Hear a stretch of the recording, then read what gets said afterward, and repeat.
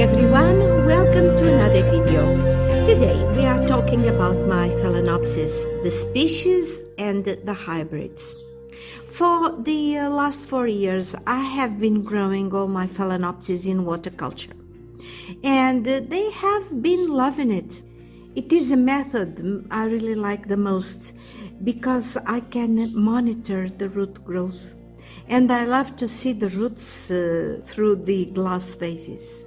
This year they bloomed beautifully as they have done in previous years, and presently only a few blooms are still brightening my indoor space. Despite all this, I am being forced to do a change in my method of growing these Phalaenopsis, and the reason for that are the weather changes. That is, our winters became so humid that my husband was giving my Phalaenopsis a side eye, looking at them in their vases with water. He had been claiming for a while that plants in the house keep humidity too high, especially when I started to grow my Phalaenopsis in vases with water. I admit I have been ignoring his arguments, but I can't anymore in view of what happened last winter and the winter before as well, with very few sunny days, unlike what used to be. We have passed from a situation of severe drought to very wet winters. If what they say about weather cycles lasting 7 years is not a myth, we still have to wait a few years to get our sunny winters back. And so, last spring, I decided to transition some of my Phalaenopsis into a drier medium to minimize the humidity levels around the house. I did not want to go back to organic substrate, and so I decided to use pumice. I first experimented with my Phalaenopsis hybrids because if something would go wrong, that is, if they did not adapt, these hybrids can be much easily be replaced. Surprisingly, it went well. They did not skip a bit. They loved the pumice. Look at the way they are growing.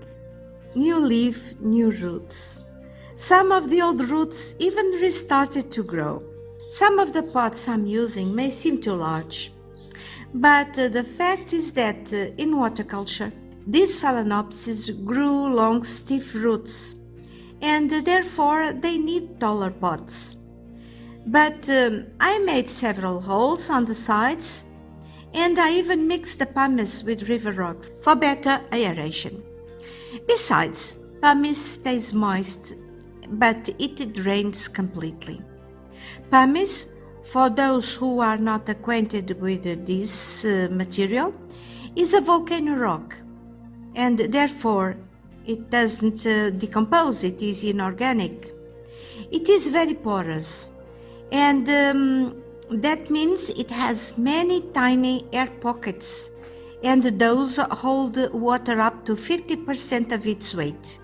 They look dry, but in fact they have water in those tiny crevices.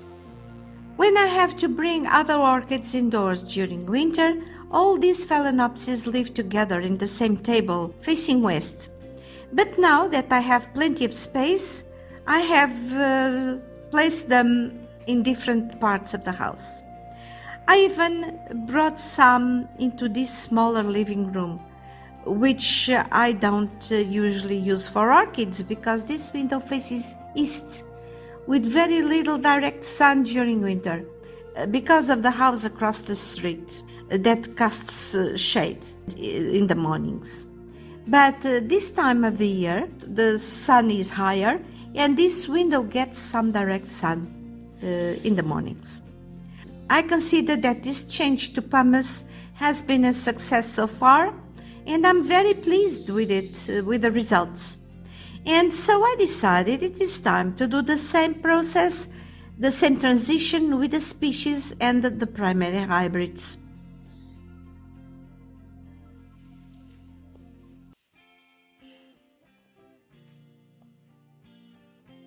They grow close to this window, and the only one still in bloom at the moment is Phalaenopsis Sweet Memory.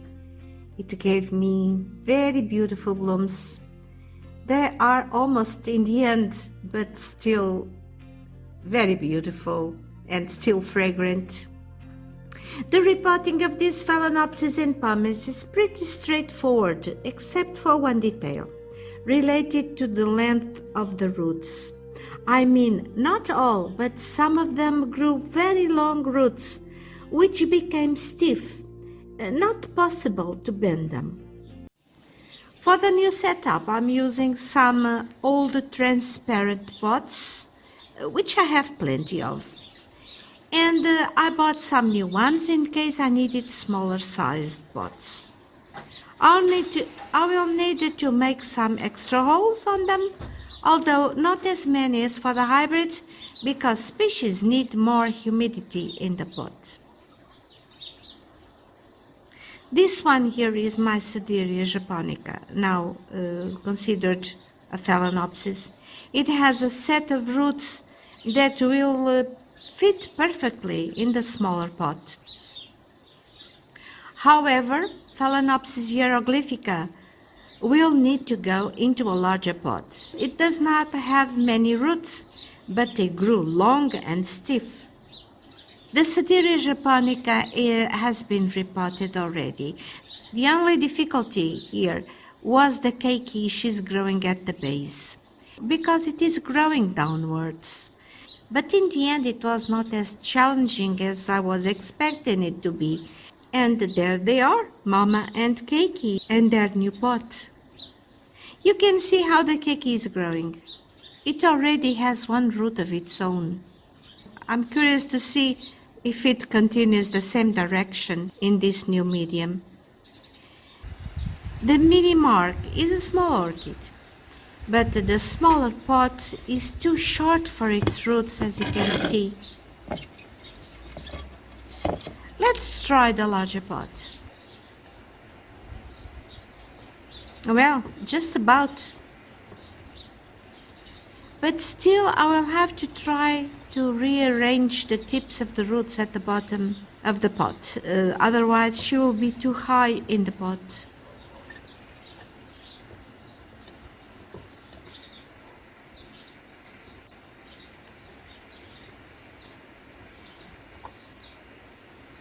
I think this is enough. I cannot push the roots down any further. I don't want to take the risk and break the velamen. But I'm okay with the way it is.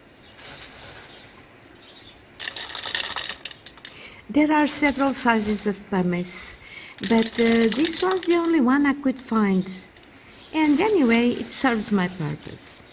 These pieces are lightweight, very lightweight.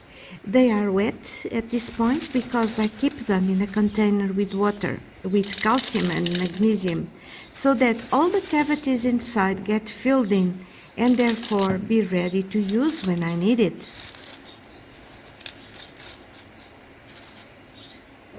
After filling the pot with the pumice, there are a few gaps in the pot, but I don't mind, and neither do the roots.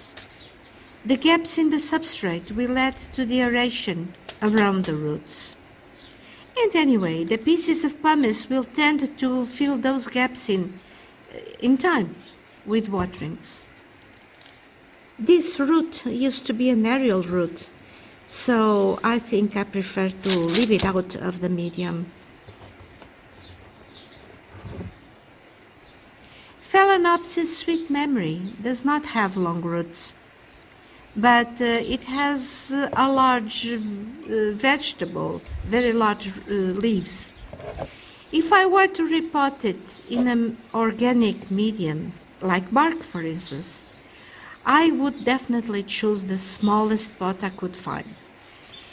But as I'm using inorganic medium, pumice, which is a super draining substrate, I really prefer the larger pot to prevent it from falling sideways due to the weight of the leaves. This is a different case, Phalaenopsis schilleriana. This one has very long stiff roots. It will go into a larger pot also because of the long drooping leaves.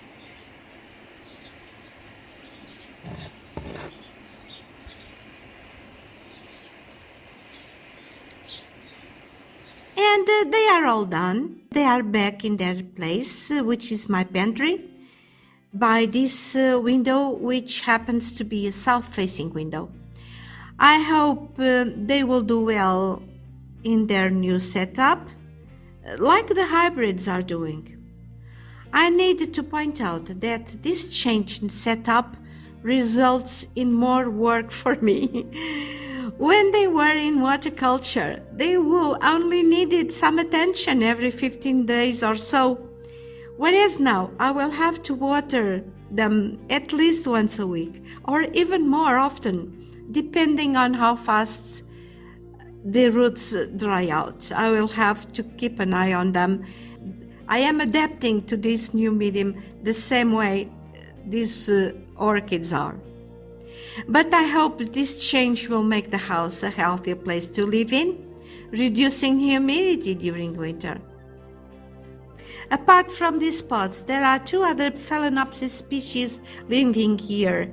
They are on mounts, and they are also new mounts. This is Phalaenopsis pantherina. It has a keiki, both doing great.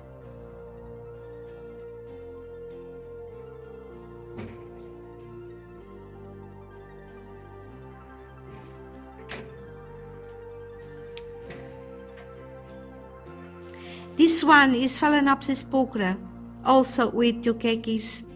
They also are doing fine.